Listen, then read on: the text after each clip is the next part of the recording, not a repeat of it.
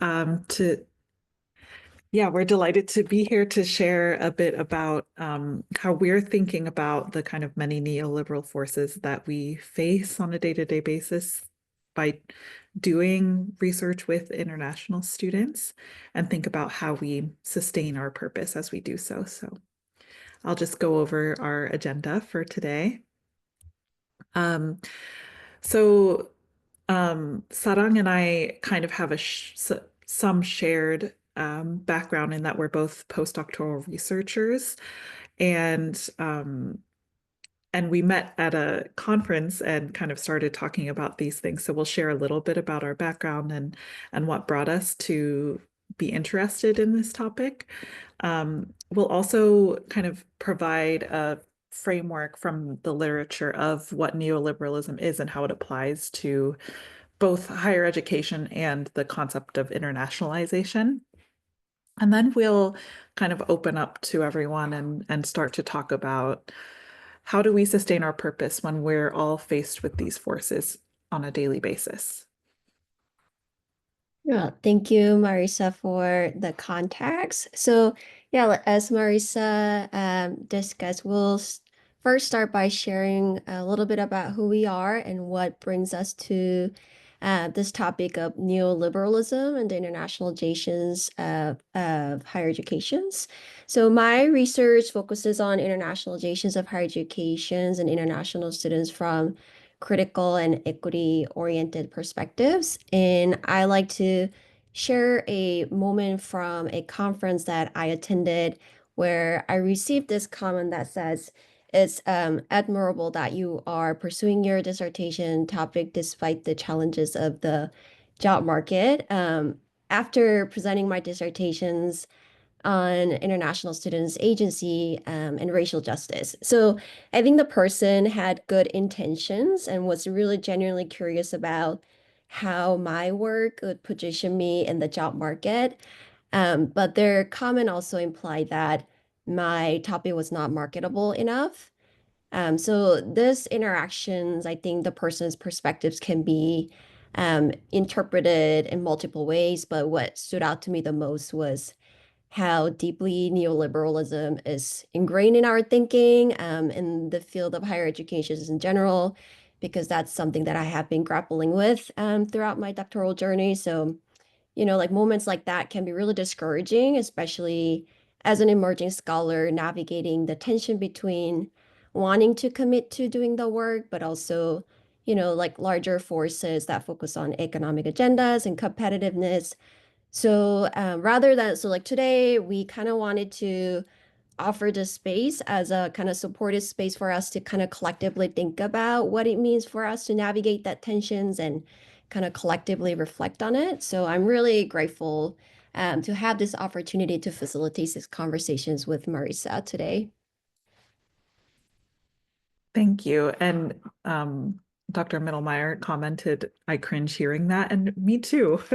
um, but I think all of us have maybe had some kind of experience like that where we maybe questioned, like, is the work that I'm doing going to be financially rewarded in a way that can sustain me or not?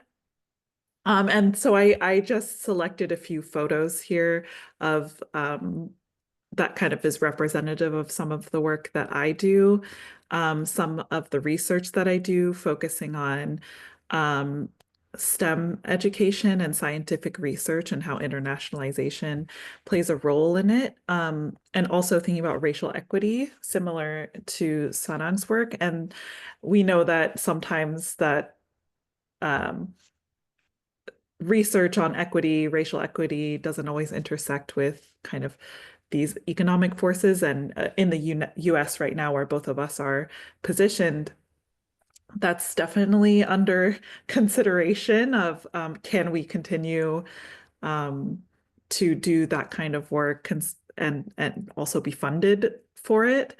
So, and I also chose a photo of me and some colleagues who are also friends that I lean on in times when I want to think about how to continue doing work that that I find to be important, regardless of whether or not it has these economic gains.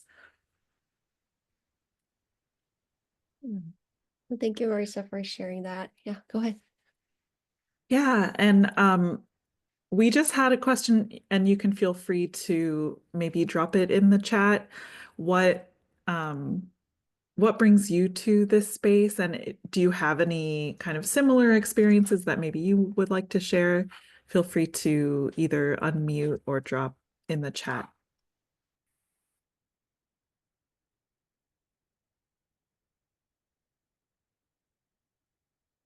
We also want to note that you don't have to have a specific reason to come to the session. We're just grateful that you're here.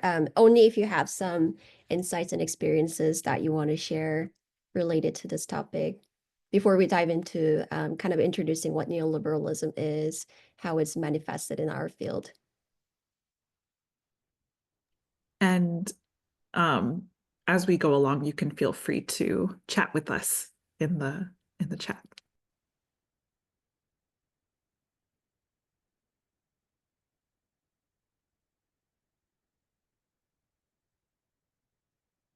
Marisa, do you think we can maybe wait 5 more seconds and then move on? Sure. Yeah, okay, good.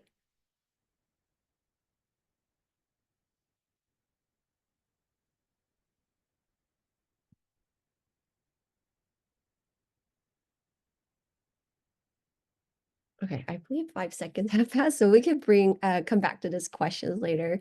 Oh, there's something in the chat. Oh, yeah,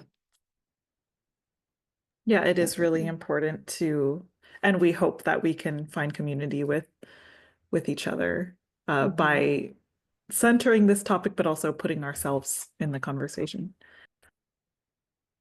Yeah, thank y'all for sharing. So to share a little bit about like what neoliberalism is and how we kind of thought about this in relations to the field of internationalization of higher education. So neoliberalism emerged in the 1970s as a political economic theory that promotes individual freedom, entrepreneurship, deregulations, and privatizations over public good, and it has deeply infiltrated in different aspects of our lives, including educational systems, really undermining the democratic values and functions of our educations. So we draw on this reading that talk about the 5 tenets of neoliberalism that are embedded in higher educations and other organizational spaces.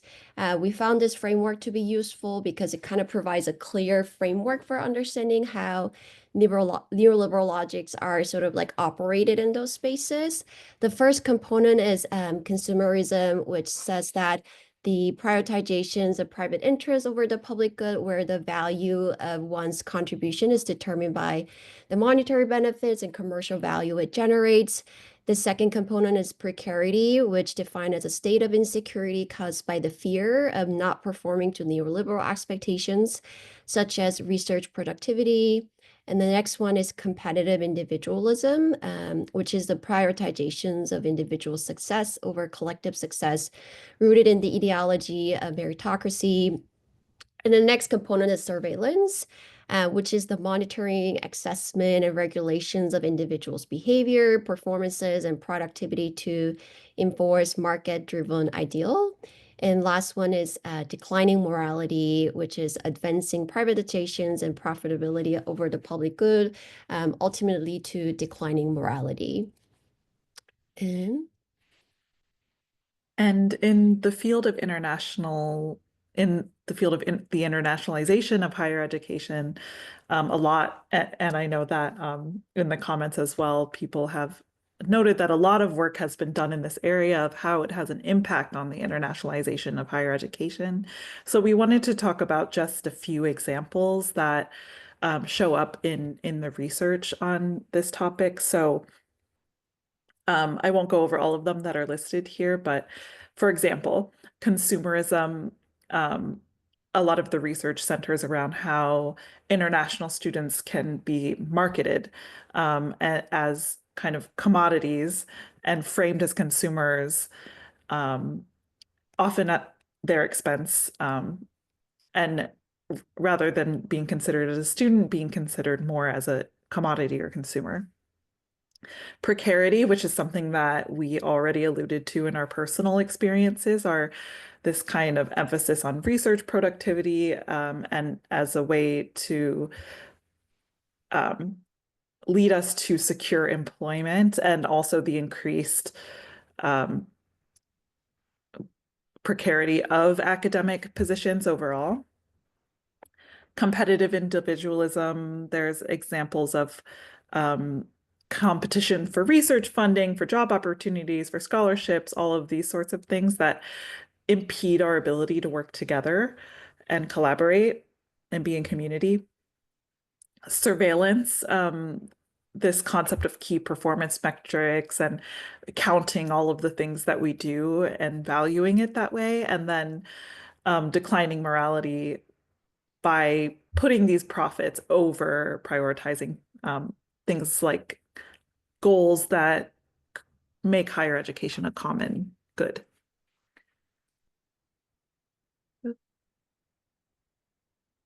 And so we wanted to just give our own perspective on how do we sustain purpose in this environment, and also hopefully open up a conversation with all of you to do the same.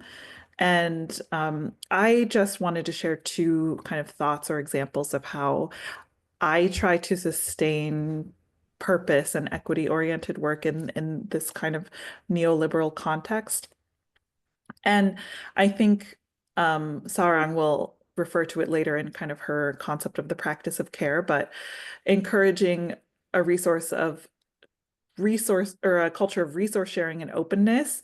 And to me, these are things that are can be as simple as sharing notes with your classmates in a PhD setting, like creating a culture of non-competitiveness, even when you're competing for the same um, jobs or grants, for example, or collaborating when possible to have as many people have access to these resources as possible, or giving your resources to other people they're when they need it more, or even the currency of um, publication. Are there ways that you can work together to bring each other up in that way?